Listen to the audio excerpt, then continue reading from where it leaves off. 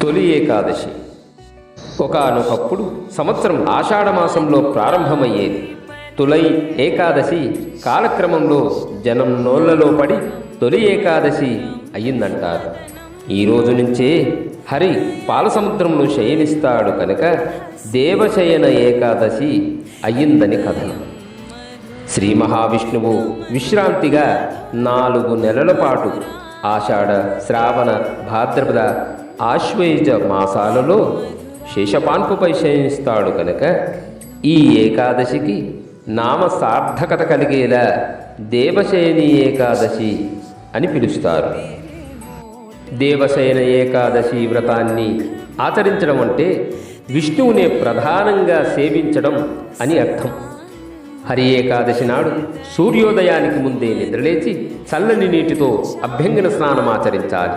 అభిషేకం, అర్ఘపాద్యాలు, వస్త్ర, యజ్ఞోపవీత సమర్పణ సహితంగా శ్రీహరిని పూజించాలి.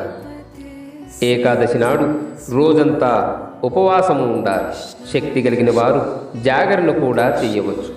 జాగరణ సమయంలో శ్రీహరి సంకీర్తన, భజన ముఖ్యం.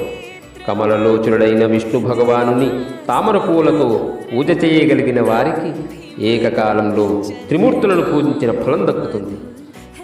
అష్టకష్టాలతో తలమునకలవుతున్న మానవ జాతిని ఉద్ధరించడానికి సాక్షాత్ శ్రీహరే ఈ ఏకాదశిని ఏర్పాటు చేశాడని లోకోక్తి.